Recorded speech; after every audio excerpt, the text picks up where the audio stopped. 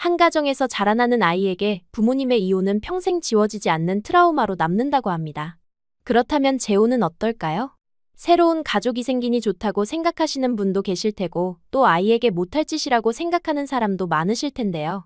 오늘 이야기를 들어보시면서 원래 가지고 계신 생각, 그리고 바뀐 게 있다면 댓글로 남겨주세요. 오늘 주인공은 슈퍼우먼을 바라보며 자란 한 미국 여성의 이야기입니다. 언제나 강할 줄 알았던 엄마가 무너지고 만나게 된 남자가 하필이면 한국 남자라서 질색팔색했다는데요. 지금은 생각이 바뀌었을지 직접 들어보시죠. 저는 조앤이라고 합니다. 미국 뉴저지에서 엄마와 단둘이 자랐어요. 제 어린 시절은 꽤 특별했습니다. 다른 아이들처럼 양부모 밑에서 자라지 않았거든요. 아버지는 제가 5살 때 집을 나갔습니다. 엄마의 말을 빌리자면 아버지는 더 젊은 여자를 만나 바람이 났고 어느 날 짐을 싸서 떠났다고 해요. 그날 이후로 아버지의 얼굴은 단 한 번도 보지 못했습니다. 그런데 제 엄마는 정말 대단했어요. 남편의 배신으로 무너질 법도 한데 오히려 더 강해졌습니다. 월스트리트 금융회사에서 일하며 승진을 거듭했고 혼자서 저를 키우면서도 집안 살림을 완벽하게 꾸렸어요. 아침에는 항상 6시에 일어나 요가를 했고 출근 전에 아침 식사를 준비해 주었습니다. 퇴근 후에도 저녁 식사를 직접 해주고 제 숙제까지 확인했어요. 주말에는 제 방과 거실, 화장실까지 구석구석 청소했고 일요일에는 다음 주 식단을 계획해 장까지 봤습니다. 엄마는 언제나 말했어요. 조앤, 우리는 누구에게도 의지하지 않아도 완벽하게 살 수 있어. 그 말을 들으며 자란 저는 엄마가 세상에서 가장 멋진 사람이라고 생각했습니다. 동네 친구들은 이혼한 가정이라고 절 놀리기도 했지만 저는 오히려 자랑스러웠어요. 우리 엄마는 다른 아이의 부모님과 달랐으니까요. 혼자서도 모든 걸 해낼 수 있는 슈퍼우먼이었습니다. 중학교 시절, 친구들은 데이트를 시작했고 남자친구 이야기로 수다를 떨었어요. 하지만 저는 그런 이야기에 별로 관심이 없었습니다. 제 머릿속에는 엄마처럼 되고 싶다는 생각뿐이었어요. 공부를 열심히 해서 좋은 대학에 진학하고 멋진 직장을 가지고 누구에게도 의존하지 않는 강한 여성이 되는 것이 제 목표였습니다. 그렇게 시간은 흘러 제가 고등학교에 입학할 무렵이 되었어요. 16살이 된 저는 이미 어느 정도 독립적인 생활을 하고 있었습니다. 혼자서 요리도 할 수 있었고 빨래도 할 줄 알았어요. 엄마가 늦게 퇴근하는 날이면 저녁을 준비해 놓기도 했습니다. 그런 날 엄마는 항상 우리 조앤이 최고야 라며 절 안아주었어요. 하지만 그 해봄부터 뭔가 달라지기 시작했습니다. 처음에는 사소한 변화였어요. 엄마가 가끔 아침에 요가를 건너뛰기 시작했고 주말 청소도 미루는 일이 잦아졌습니다. 식탁 위에 먼지가 쌓이고 싱크대에 설거지가 밀리기 시작했어요. 처음에는 일이 바빠서 그런가 보다 했습니다. 실제로 엄마는 회사에서 큰 프로젝트를 맡았다고 했으니까요. 엄마, 제가 설거지할게요. 제가 말하면 엄마는 미안한 표정을 지으며 고맙다고 했어요. 그런데 점점 이런 일이 일상이 되어갔습니다. 예전 같으면 결코 용납하지 않았을 상황들이 하나둘 일어나기 시작했어요. 냉장고에 음식이 떨어지고 빨래가 쌓이고 집안 곳곳이 지저분해졌습니다. 엄마의 표정도 달라졌어요. 항상 당당하고 자신감 넘치던 표정이 어딘가 공허해 보였습니다. 퇴근 후에는 소파에 앉아 와인 한 잔을 마시는 일이 잦아졌어요. 처음에는 한 잔이었는데 점점 그 양이 늘어났습니다. 한 병을 다 비우는 날도 생겼어요. 전에는 본 적 없는 모습이었습니다. 엄마, 괜찮아요? 어느 날 저녁 용기를 내어 물었어요. 엄마는 잠시 침묵하더니 억지 미소를 지었습니다. 그냥 좀 피곤해서 그래. 걱정하지 마. 그렇게 여름이 지나고 가을이 왔어요. 학교 생활은 바빠졌고 대학 진학을 위한 준비도 해야 했습니다. 그래서 엄마의 변화를 자세히 살필 시간이 없었어요. 하지만 한 사건을 통해 모든 것이 드러났습니다. 그날은 제 생일이었어요. 17번째 생일이었습니다. 엄마와 저는 항상 제 생일을 특별하게 보냈어요. 학교가 끝나면 엄마가 일찍 퇴근해서 맛있는 저녁을 준비하고 케이크와 선물로 저를 놀라게 했습니다. 그날도 당연히 그럴 거라고 생각했어요. 하지만 집에 돌아왔을 때 집은 어두웠습니다. 엄마는 없었어요. 문자나 메모도 없었습니다. 저는 혼자 맥도날드에서 햄버거를 사와서 먹었어요. 시간이 흘러 밤 10시가 되었는데도 엄마는 돌아오지 않았습니다. 전화를 해도 받지 않았어요. 걱정이 되기 시작했습니다. 그리고 자정이 조금 넘어 현관문이 열리는 소리가 들렸어요. 엄마였습니다. 하지만 평소의 엄마가 아니었어요. 비틀거리며 들어오는 엄마의 모습은 충격적이었습니다. 옷은 구겨져 있었고 화장은 번져 있었어요. 뭔가 말하려다 말고 중얼거리는 목소리로 생일, 미안, 이라고 했습니다. 그날 밤, 저는 처음으로 눈물을 참을 수 없었어요. 제가 알던 엄마가 아니었습니다. 슈퍼어머니라고 생각했던 그 사람은 어디로 간 걸까요? 엄마를 침대에 눕히고 이불을 덮어주며 생각했어요. 이게 다 내 탓일까? 내가 뭔가 잘못한 걸까? 다음 날 아침, 엄마는 평소보다 늦게 일어났습니다. 부엌에서 커피를 마시고 있는 저를 보자 몹시 미안한 표정을 지었어요. 조엔, 어제 정말 미안해. 내가 생일을 잊어버렸어. 괜찮아요, 엄마. 말은 그렇게 했지만 사실 괜찮지 않았습니다. 제 생일을 잊어버린 적은 한 번도 없었으니까요. 그날 오후, 엄마는 직장에 병가를 내고 저와 함께 쇼핑몰에 갔어요. 뒤늦은 생일 선물을 사주겠다고 했습니다. 하지만 쇼핑 중에도 엄마는 자꾸 한숨을 쉬었고 결국 커피숍에 앉아 처음으로 솔직한 대화를 나눴어요. 조엔, 사실 엄마가 요즘 많이 힘들어. 엄마의 목소리는 떨렸습니다. 회사에서도 집에서도 모든 게 너무 버거워. 사실 엄마도 사람이야. 완벽할 수 없어. 저는 충격을 받았어요. 엄마의 입에서 힘들다, 버겁다라는 말이 나온 적은 한 번도 없었습니다. 엄마는 항상 모든 것을 해낼 수 있는 사람이었어요. 적어도 제 눈에는 그랬습니다. 나도 외롭고 지쳤어, 조엔. 가끔은 누군가에게 기대고 싶어. 엄마의 눈에 눈물이 고였어요. 아빠가 떠난 후로 모든 걸 혼자 해내야 한다고 생각했어. 내게 강한 모습만 보여주고 싶었고. 하지만 이제는 정말 지쳤어. 그 순간, 저는 엄마를 처음으로 사람으로 보게 되었습니다. 완벽한 슈퍼우먼이 아닌 감정이 있고 약점도 있는 한 여성으로요. 그동안 엄마가 얼마나 많은 것을 혼자 견뎌왔을지 생각하니 마음이 아팠어요. 하지만 그 대화 이후에도 상황은 나아지지 않았습니다. 엄마는 점점 더 술에 의존하기 시작했어요. 주말에는 아예 집에서 나오지 않고 와인을 마시며 소파에 누워 있었습니다. 식사도 제대로 하지 않았고 자기 관리도 소홀해졌어요. 머리는 헝클어져 있었고 항상 깔끔하게 입던 옷도 구겨진 채로 입고 다녔습니다. 저는 학교와 집안일 사이에서 균형을 맞추려 노력했어요. 아침에 일어나서 엄마를 깨우고 학교에 가기 전에 아침을 준비했습니다. 저녁에는 장을 보고 요리를 했어요. 주말에는 집안 청소를 했고 엄마의 빨래도 했습니다. 역할이 완전히 뒤바뀐 듯했어요. 학교에서는 아무도 제 상황을 모르게 했습니다. 친구들이 집에 놀러 오자고 하면 항상 핑계를 대며 거절했어요. 누구에게도 엄마의 상태를 알리고 싶지 않았습니다. 그건 마치 배신처럼 느껴졌어요. 엄마의 약한 모습을 보호하고 싶었습니다. 그렇게 거의 1년이 흘렀어요. 저는 고등학교 졸업을 앞두고 있었고 대학 지원서를 작성하고 있었습니다. 뉴욕이나 보스턴의 대학을 생각하고 있었지만 한편으로는 엄마를 두고 떠날 수 있을지 걱정되었어요. 이대로 가다가는 엄마가 어떻게 될지 두려웠습니다. 그러던 어느 날 집에 돌아왔을 때 놀라운 광경을 목격했어요. 엄마가 부엌에서 요리를 하고 있었습니다.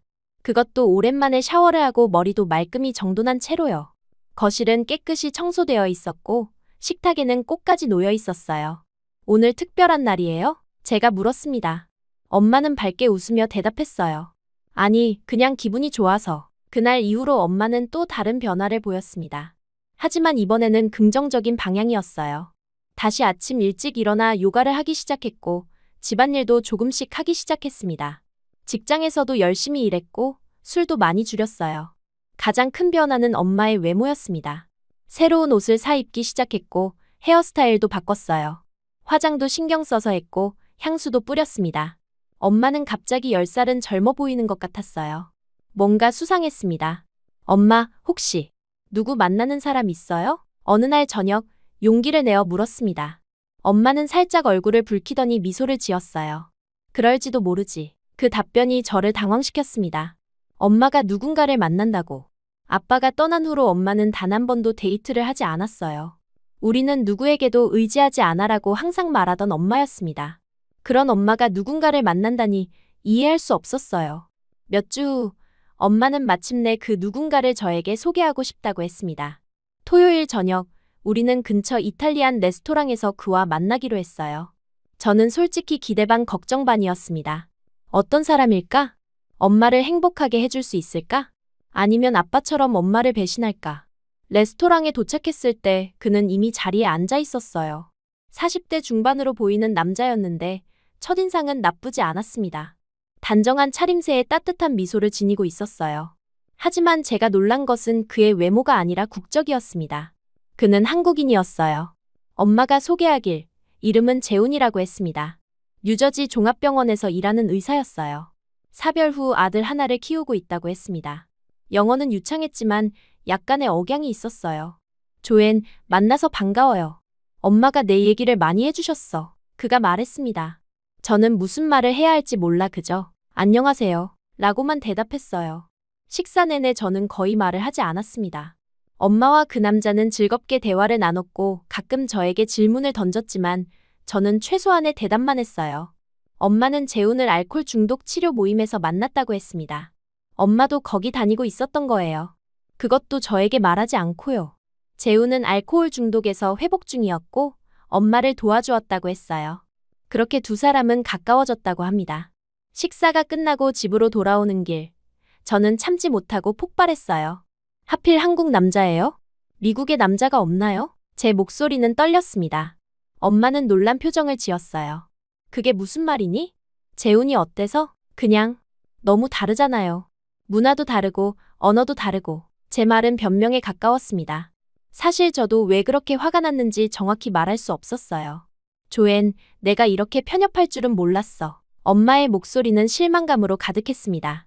그날 밤 우리는 심하게 다퉜어요. 저는 엄마가 변했다고 비난했고 엄마는 제가 이기적이라고 말했습니다. 결국 서로에게 상처 주는 말만 하다가 각자의 방으로 들어갔어요. 그 후로 우리의 관계는 냉랭해졌습니다. 엄마는 여전히 재훈을 만났고 점점 더 많은 시간을 그와 보냈어요. 저는 학교와 친구들에게 시간을 투자하며 엄마를 피했습니다. 집에서는 최소한의 대화만 나눴어요. 그렇게 우리 사이에는 보이지 않는 벽이 생겼습니다. 고등학교 졸업이 다가오고 저는 뉴욕의 대학에 합격했어요. 엄마는 기뻐하며 축하해 주었지만 예전 같은 따뜻함은 느껴지지 않았습니다. 우리는 서로를 잃어가고 있었어요. 슈퍼우먼 같았던 엄마는 사라졌고 그 자리에는 평범한 한 여성이 서 있었습니다. 그리고 저는 그 변화를 받아들일 준비가 되어 있지 않았어요. 대학 생활은 저에게 새로운 시작이었습니다. 뉴욕으로 떠나면서 뉴저지에 집을 떠난 것은 어쩌면 저와 엄마 모두에게 필요한 일이었어요. 기숙사 생활은 생각보다 적응하기 쉬웠고 새로운 친구들과 수업에 집중하다 보니 엄마와의 갈등도 점차 잊혀져 갔습니다. 물론 가끔 전화통화를 하긴 했지만 대화는 형식적이었어요. 제 수업과 생활에 관한 짧은 대화, 엄마의 직장 이야기 정도였습니다. 재훈 씨에 대한 이야기는 거의 나오지 않았어요. 저도 묻지 않았고 엄마도 꺼내지 않았습니다. 그렇게 묘한 균형을 유지하며 2년이 흘렀어요. 어느 봄날 기숙사 우편함에서 발견한 하늘색 봉투가 모든 것을 바꿔놓았습니다. 봉투에는 한국어와 영어로 함께 쓰인 청첩장이 들어있었어요. 엄마와 재훈 씨의 결혼식 초대장이었습니다. 한참을 멍하니 청첩장을 바라보았어요. 결혼이라니 이렇게 갑자기? 더 놀라운 것은 결혼식 장소였습니다. 서울, 한국이라고 쓰여 있었어요. 봉투 안에는 비행기 티켓도 함께 들어있었습니다. 다음 달 주말 왕복 티켓이었어요. 엄마는 그렇게 중요한 결정을 하면서 저와 상의조차 하지 않았습니다. 화가 났어요. 서운했고 배신감도 느꼈습니다. 엄마는 왜 저에게 한마디 상의도 없이 이런 결정을 내렸을까요? 결혼이라는 중대한 결정, 그것도 다른 나라에서의 결혼을 혼자 결정해버린 것이 이해되지 않았어요. 전화를 걸었지만 엄마는 받지 않았습니다. 문자를 보냈어요. 엄마, 왜 이렇게 갑자기 결정한 거예요? 왜 상의도 없이? 다음 날 아침 엄마에게서 답장이 왔습니다. 조엔, 너와 상의했어야 했는데. 미안해. 하지만 이건 내 인생이고 내 행복을 위한 선택이야. 내가 와서 축복해주면 좋겠어. 솔직히 가고 싶지 않았어요. 저에게 한국은 너무 낯선 곳이었고 재훈 씨도 여전히 낯선 사람이었습니다. 무엇보다 엄마의 결정 방식이 마음에 들지 않았어요. 그래서 처음에는 가지 않기로 했습니다. 룸메이트에게 상황을 이야기했더니 그녀는 저를 이해하면서도 한편으로는 평생 후회할 수도 있어 라는 말을 했어요. 며칠간 고민하다가 교수님과 상담을 했습니다. 교수님은 조용히 제 이야기를 들으신 후 이렇게 말씀하셨어요. 가족은 한 번뿐이야. 관계가 어렵더라도 특별한 순간에는 함께하는 것이 중요해. 그 말이 마음에 깊이 남았습니다. 결국 저는 비행기 티켓을 확인했어요. 엄마를 만나면 솔직한 대화를 나누고 제 마음을 전하기로 했습니다. 어쩌면 결혼을 다시 생각해보게 할 수도 있을 거라 생각했어요. 적어도 그건 저에게 엄마를 설득할 기회가 될 것입니다. 인천공항에 도착했을 때 제 마음은 여전히 복잡했어요. 12시간의 비행 동안 머릿속에서는 엄마에게 할 말을 계속 정리했습니다. 입국장을 나오자 엄마와 재훈 씨가 보였어요. 두 사람은 손을 잡고 있었고 엄마의 얼굴은 제가 본 중에 가장 행복해 보였습니다. 엄마는 저를 보자마자 뛰어와 안아주었어요. 조엔, 정말 고마워. 내가 와줘서 너무 기뻐. 엄마의 목소리는 떨렸습니다. 재훈 씨도 공손하게 인사했어요. 그의 옆에는 20대 초반으로 보이는 젊은 남자가 서 있었습니다. 재훈 씨의 아들 민수라고 했어요. 앞으로 제 새 오빠가 될 사람이었습니다. 호텔로 가는 차 안에서 엄마는 결혼 준비와 한국에서의 계획을 열심히 설명했어요. 저는 대부분 침묵을 지켰습니다. 아직 마음의 준비가 안 된 상태였어요. 하지만 서울의 밤거리를 보면서 이 낯선 도시에 대한 호기심이 생기기 시작했습니다. 다음 날 민수 오빠가 저를 데리고 서울 구경을 시켜주겠다고 했어요. 처음에는 거절하려 했지만 호텔에 혼자 있는 것보다는 나을 것 같아 동의했습니다. 오빠는 영어를 유창하게 했고 예상보다 친절했어요. 우리는 경복궁, 인사동 그리고 남산타워를 방문했습니다. 오빠와 함께 한 시간은 의외로 즐거웠어요. 저는 자연스럽게 오빠에게 물었습니다. 아버님과 저희 엄마 어떻게 생각해요? 오빠는 잠시 생각하더니 미소를 지었어요. 아버지가 정말 행복해 보여요. 당신 어머니를 만나기 전에는 항상 무언가 빠진 것 같았거든요. 그날 밤 엄마와 단둘이 이야기할 기회가 있었습니다. 제가 궁금했던 많은 것들에 대해 물었어요. 엄마는 솔직하게 대답했습니다. 알코올 중독에서 회복하는 과정에서 재훈 씨에게 많은 도움을 받았고 서로 의지하다 보니 감정이 생겼다고 했어요. 그리고 한국에서 결혼하기로 한 이유는 재훈 씨의 어머니가 연로하셔서 미국까지 오기 힘들기 때문이라고 했습니다. 엄마의 설명을 들으면서 처음으로 그녀의 입장을 이해하기 시작했어요. 엄마도 행복할 권리가 있었고 인생을 다시 시작할 권리가 있었습니다. 하지만 그날 밤 대화에서 여전히 해결되지 않은 감정들이 있었어요. 왜 저에게 상의하지 않았는지, 앞으로 어떻게 살 계획인지 등입니다. 결혼식 전날, 저는 여전히 복잡한 감정 속에 있었습니다. 민수 오빠는 저희 그런 모습을 보고 신경이 쓰였는지 밥이라도 먹자고 했어요. 처음에는 가고 싶지 않았지만 호텔에 혼자 있는 것보다는 나을 것 같아 나갔습니다. 들어간 식당에는 오빠의 친구들 몇 명이 함께 있었습니다. 그 자리에서 처음 만난 준호라는 청년이 특히 기억에 남았어요. 그는 조용했지만 따뜻한 미소가 인상적이었습니다. 영어를 잘하지는 않았지만 열심히 대화하려 노력했어요. 저도 모르게 그에게 시선이 자꾸 갔습니다. 그렇게 나쁘지 않은 기분으로 하루를 마감했어요. 결혼식 당일, 서울의 한 웨딩홀에서 식이 진행되었어요. 날씨는 완벽했고 모든 것이 아름답게 준비되어 있었습니다. 엄마의 드레스는 화사했고 재훈 씨도 멋진 정장을 입고 있었어요. 저는 민수 오빠가 고른 파스텔 톤의 한복을 입었습니다. 낯설었지만 거울에 비친 제 모습이 꽤 마음에 들었어요. 저는 엄마가 재훈 씨와 함께 입장하는 모습을 보며 복잡한 감정을 느꼈어요. 서운함 그리고 한편으로는 기쁨. 엄마의 얼굴에서 행복이 빛나고 있었습니다. 식이 진행되는 동안 저는 손님들 사이에서 분주히 움직이는 한 남자를 발견했어요. 준호였습니다. 그는 사진을 찍고 손님들을 안내하고 필요한 것들을 챙기고 있었어요. 식장 안을 바쁘게 오가는 그의 모습이 자꾸 눈에 들어왔습니다. 한순간 우리의 시선이 마주쳤어요. 그는 잠시 멈춰서서 저에게 미소를 지었습니다. 그 순간 이상하게도 가슴이 두근거렸어요. 분명 낯선 나라에서 느끼는 설렘 때문일 거라고 생각했습니다. 식이 끝나고 피로연이 시작되었어요. 많은 사람들이 저에게 인사를 건넸고 모두 친절했습니다. 하지만 저는 여전히 어색함을 느꼈어요. 그때 준호가 다가왔습니다. 그는 영어로 조심스럽게 물었어요. 음식 괜찮아요? 한국 음식 처음이죠? 그와 대화를 나누면서 저는 조금씩 긴장이 풀어지는 것을 느꼈습니다. 준호는 진지하면서도 유머 감각이 있었어요. 그의 영어는 서툴렀지만 그것이 오히려 대화를 더 재미있게 만들었습니다. 피로연이 끝나갈 무렵 엄마와 재훈 씨는 신혼여행을 위해 떠났어요. 저는 갑자기 이 낯선 나라에 혼자 남겨진 기분이 들었습니다. 민수 오빠가 다가와 말했어요. 오늘 밤 우리 친구들이 모이는데 같이 갈래? 준호도 올 거야. 처음에는 망설였지만 호텔에 혼자 있는 것보다는 나을 것 같아 동의했습니다. 오빠의 차를 타고 서울의 밤거리를 지나 한강이 보이는 작은 바에 도착했어요. 그곳에는 오빠의 친구들 몇 명이 이미 와 있었고 준호도 있었습니다. 우리는 소주와 맥주를 마시며 이야기를 나눴어요. 언어의 장벽이 있었지만 그들은 모두 저를 편안하게 해주려 노력했습니다. 특히 준호는 계속해서 저에게 한국 문화와 음식에 대해 설명해 주었어요. 밤이 깊어갈수록 대화는 더 진지해졌습니다. 민수 오빠는 갑자기 말했어요. 사실 처음에는 나도 아버지의 재혼이 싫었어.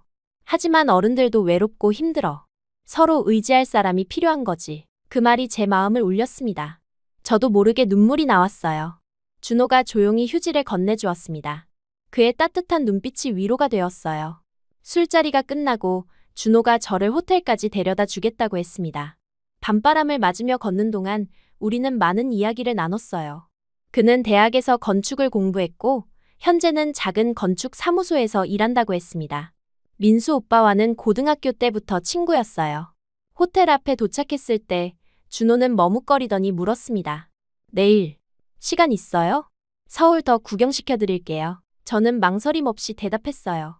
네, 좋아요. 호텔 방으로 돌아와 침대에 누웠을 때 제 마음은 이상하게 가벼웠습니다. 이 여행은 원래 엄마를 설득하기 위한 것이었어요. 하지만 지금은 다른 무언가가 제 마음속에서 자라나고 있었습니다. 그리고 그건 분명 준호의 미소와 관련이 있었어요. 다음 날 아침, 준호의 메시지로 하루가 시작되었어요. 호텔 로비에서 10시에 만나자는 내용이었습니다. 설렘 반, 긴장 반으로 준비를 마치고 로비에 내려갔어요. 준호는 이미 와서 기다리고 있었습니다. 어제보다 더 정돈된 차림새였고 손에는 서울 지도를 들고 있었어요. 오늘은 어디로 갈까요? 제가 물었어요. 준호는 미소를 지으며 비밀이라고 대답했습니다. 그의 장난스러운 표정에 저도 모르게 웃음이 나왔어요. 우리는 지하철을 타고 이동했습니다. 복잡한 서울 지하철 노선도를 보며 놀라워했던 제게 준호는 자신이 매일 이용한다며 웃었어요. 첫 번째 목적지는 북촌 한옥마을이었습니다. 전통 가옥들 사이로 걸으며 준호는 건축학도답게 한옥의 구조와 특징을 열심히 설명해 주었어요. 그의 설명은 영어와 한국어가 섞여 있었지만 이상하게도 다 이해할 수 있었습니다. 말보다 그의 눈빛과 손짓이 많은 것을 전달해 주었어요. 점심으로는 준호가 좋아한다는 작은 고깃집에 갔습니다. 처음 먹어보는 삼겹살 맛에 놀랐어요. 준호는 제가 쓰는 젓가락 솜씨를 보고 웃었지만 친절하게 고기를 구워 제 앞접시에 놓아주었습니다. 그 작은 배려가 마음을 따뜻하게 했어요. 오후에는 인사동을 거쳐 청계천을 따라 걸었습니다. 도시 한가운데 흐르는 시냇물을 보며 신기해하는 제게 준호는 서울의 역사와 변화에 대해 이야기해 주었어요. 그의 이야기 속에서 이 도시에 대한 자부심이 느껴졌습니다.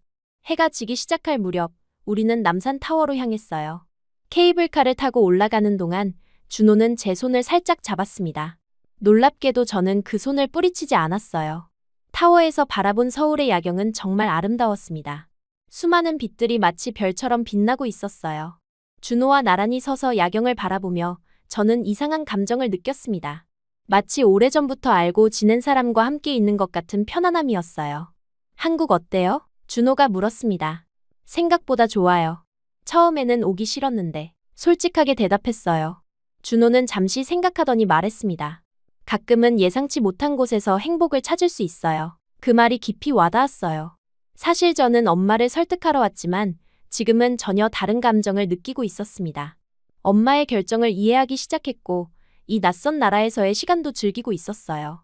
무엇보다 준호와 함께하는 시간이 너무 좋았습니다.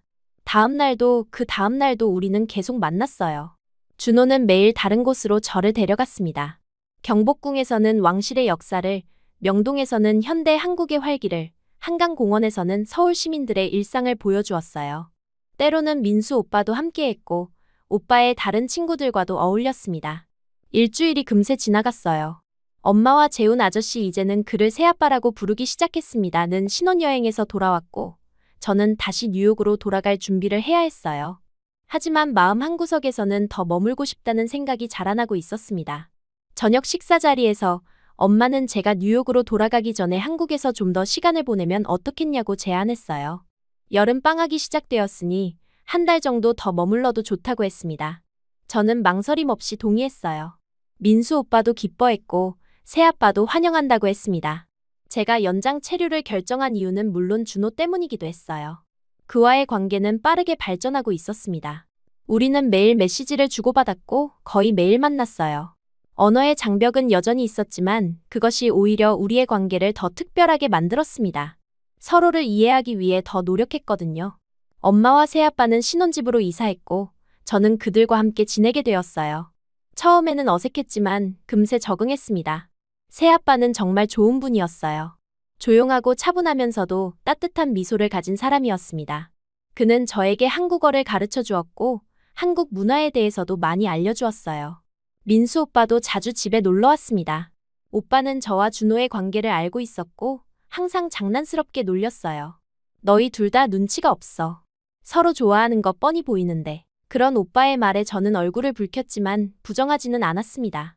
한국에서의 일상은 생각보다 즐거웠어요.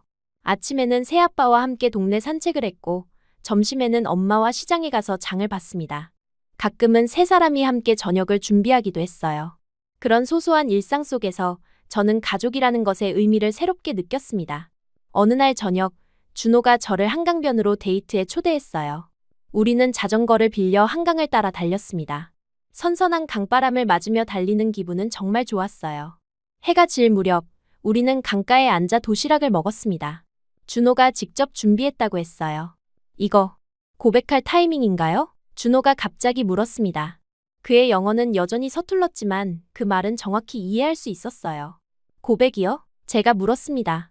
네, 저 조앤을 좋아해요. 그의 목소리는 떨렸지만 눈빛은 진지했어요.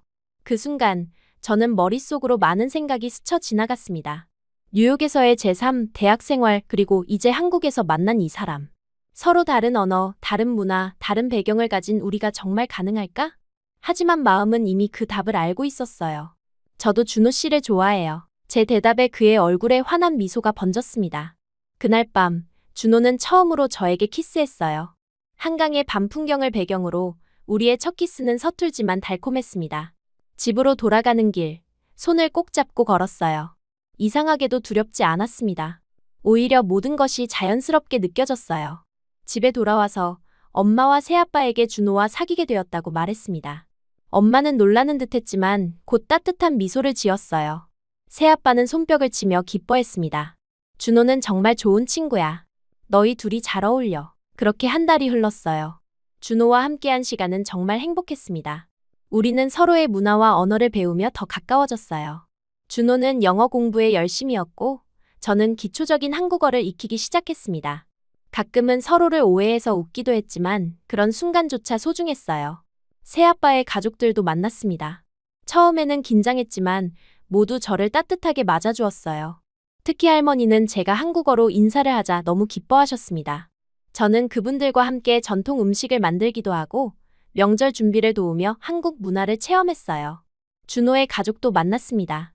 그의 부모님은 처음에는 저를 의심스러운 눈으로 보셨지만 제가 진심으로 준호를 좋아한다는 것을 알게 된 후에는 마음을 열어주셨어요. 준호의 어머니는 제게 한국 요리를 가르쳐 주셨고 아버지는 한국 역사에 대해 이야기해 주셨습니다. 한국에서의 마지막 날, 우리 가족은 함께 식사를 했어요. 엄마, 새아빠, 민수 오빠 그리고 특별 손님으로 준호도 함께 했습니다. 테이블에 둘러앉아 웃고 이야기하는 모습이 너무 자연스러웠어요. 이것이 바로 가족이구나 라는 생각이 들었습니다. 식사 후 준호는 저를 잠시 테라스로 데려갔어요. 그는 작은 상자를 건네주며 말했습니다. 이건 한국의 전통 부적이에요. 행운을 가져다 준대요. 뉴욕에 가서도 잊지 않길 바라요. 잊을 리가 없어요. 제가 대답했어요. 우리 계속 연락하면서 지내요. 준호는 고개를 끄덕였습니다. 물론이죠. 그리고 다음에 또 볼 수 있을까요? 당연하죠. 겨울 방학에 다시 올게요. 제 말에 그의 얼굴에 미소가 번졌어요. 다음 날 아침 공항으로 가는 차 안에서 저는 창밖을 바라보며 생각했습니다. 한 달 전 저는 엄마를 설득하기 위해 이 낯선 나라에 왔어요. 하지만 지금은 떠나기 싫은 마음뿐입니다. 이곳에서 저는 새로운 가족을 얻었고 사랑을 찾았어요. 그리고 무엇보다 아빠라는 존재의 따뜻함을 처음으로 느꼈습니다. 공항에서 모두와 작별 인사를 나눴어요. 엄마는 눈물을 글썽이며 저를 안아주었고 새아빠는 어깨를 두드리며 힘내라고 했습니다. 민수 오빠는 장난스럽게 빨리 다시 와 라고 말했어요. 마지막으로 준호와 포옹했습니다. 긴 포옹이었지만 충분하지 않았어요. 비행기에 오르며 저는 이상하게도 슬프지 않았습니다. 오히려 기대감이 가득했어요. 이제 제 인생에는 2개의 집, 2개의 세계가 있었으니까요. 그리고 언젠가는 그 2세계가 하나로 합쳐질 수도 있겠다는 희망이 생겼습니다. 뉴욕으로 돌아온 첫날 기숙사 방은 전과 똑같았지만 제 마음은 완전히 달라져 있었어요. 창문 밖으로 맨해튼의 풍경이 펼쳐졌지만 머릿속에는 서울의 야경과 한강의 모습이 계속 떠올랐습니다. 룸메이트는 제 여행 이야기를 듣고 싶어 했지만 어디서부터 시작해야 할지 막막했어요. 어떻게 한 달 사이에 제 인생이 완전히 바뀌었는지 설명할 수 있을까요? 준호와는 매일 연락을 주고받았습니다. 시차 때문에 제가 아침에 일어날 때 그는 밤이었고 제가 밤에 잠들 때 그는 아침이었어요. 하지만 그런 불편함에도 우리는 꾸준히 메시지를 보냈고 주말에는 영상통화도 했습니다. 그의 얼굴을 보는 순간 모든 피로가 사라지는 기분이었어요.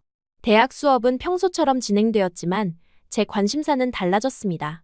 국제 비즈니스 수업을 추가로 신청했고 한국어 학습 앱을 다운받아 틈틈이 공부했어요. 새로운 목표가 생긴 저는 전보다 더 열심히 공부했습니다. 준호와 더 깊은 대화를 나누고 싶었고 나중에 한국에서 일할 수 있는 가능성을 위해서였어요. 엄마와 새아빠는 한 달에 한 번씩 영상통화를 했습니다. 2사람의 모습은 정말 행복해 보였어요.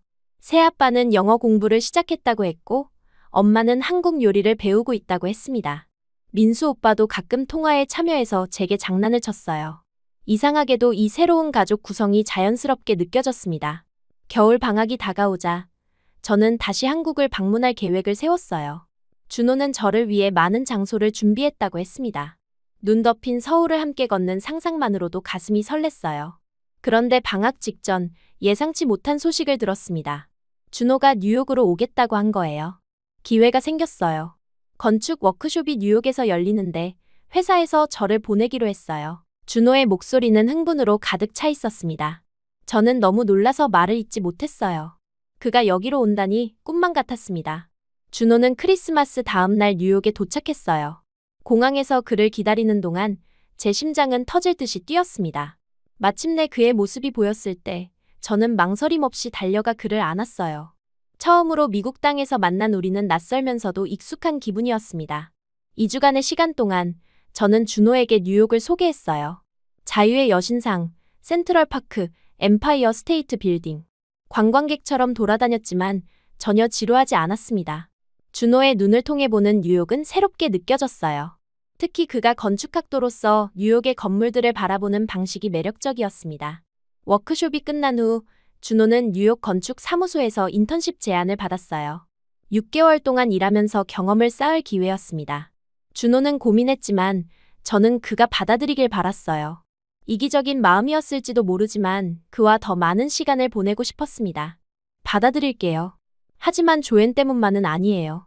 정말 좋은 기회니까요. 준호의 말에 저는 웃으며 고개를 끄덕였어요. 우리 둘 다 알고 있었습니다. 이것이 우리 관계의 다음 단계를 위한 기회라는 것을요. 준호는 뉴욕에 남게 되었고 우리의 데이트는 계속되었습니다. 그는 맨해튼의 작은 아파트를 구했고 주말마다 저는 그곳에서 시간을 보냈어요.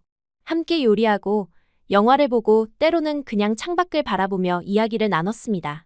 한국과 미국 두 문화 사이에서 우리는 서로를 더 깊이 이해해갔어요. 준호의 인턴십이 끝나갈 무렵 우리는 진지한 대화를 나눴습니다.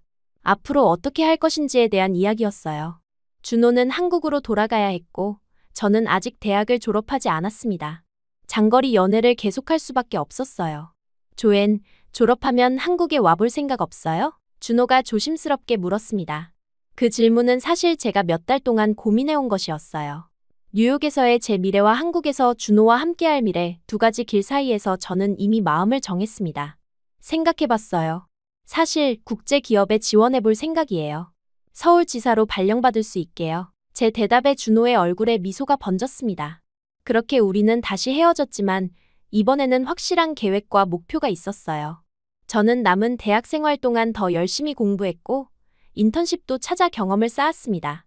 특히 한국과 거래하는 회사들을 중심으로요. 한국어 공부도 게을리하지 않았어요.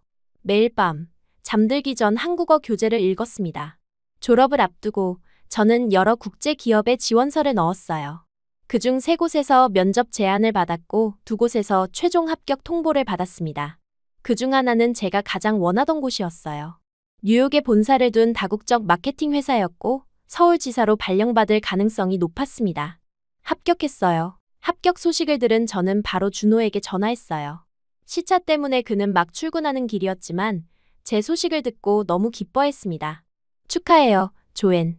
정말 자랑스러워요. 준호의 말에 저는 눈물이 날 것 같았어요. 이제 곧 우리가 같은 도시에서 살 수 있다는 생각에 가슴이 벅찼습니다. 입사 후 6개월 동안 뉴욕 본사에서 교육을 받은 뒤 저는 드디어 서울지사로 발령받았어요. 짐을 싸고 아파트를 정리하는 과정은 분주했지만 설렘으로 가득했습니다. 엄마와 새아빠는 제가 한국으로 온다는 소식에 너무 기뻐했고 민수 오빠는 드디어 내 동생이 옆에 있겠네 라며 장난스럽게 말했어요. 서울에 도착한 날 공항에는 모두가 저를 기다리고 있었습니다. 엄마, 새아빠, 민수 오빠 그리고 물론 준호까지요. 그들은 조엔 환영이라고 쓰인 한글 플래카드를 들고 있었어요. 감동의 눈물이 흘렀습니다. 처음에는 엄마와 새아빠의 집에서 지냈어요. 직장에 적응하는 동안 가족의 지원이 큰 힘이 되었습니다. 한국어가 서툴러 업무에 어려움이 있었지만 동료들은 이해심 많고 도움을 주었어요. 특히 한 여성 선배는 제게 언니처럼 친절하게 대해주었습니다. 주말에는 준호와 데이트를 했고 가끔은 민수 오빠와 그의 친구들과 함께 시간을 보냈어요. 오빠는 여전히 장가를 가지 않았지만 진지한 연애 중이라고 했습니다. 가족 식사 시간에는 모두가 모여 한 주간의 이야기를 나눴어요. 이런 시간들이 한국 생활에 적응하는 데 큰 도움이 되었습니다. 서울 생활 1년 차, 준호는 저에게 프로포즈했어요. 한강공원에서 우리가 처음 고백했던 그 벤치에서였습니다. 그는 무릎을 꿇고 작은 반지 상자를 내밀었어요. 너무 놀라서 말을 잇지 못했지만 마음은 이미 대답을 알고 있었습니다. 네, 결혼해요. 제 대답에 준호는 환하게 웃으며 저를 안았어요. 그날 밤 우리는 엄마와 새아빠에게 소식을 전했습니다. 두 분 모두 진심으로 축하해 주셨어요. 새아빠는 준호의 어깨를 두드리며 잘했다 고 말했고 엄마는 눈물을 글썽이며 저를 안아주었습니다. 결혼 준비는 생각보다 복잡했어요. 두 문화의 차이, 언어 장벽 그리고 가족 간의 조율이 필요했습니다. 하지만 모두가 이해심을 갖고 도와주었기에 순조롭게 진행되었습니다. 우리는 한국식과 서양식을 혼합한 결혼식을 계획했어요.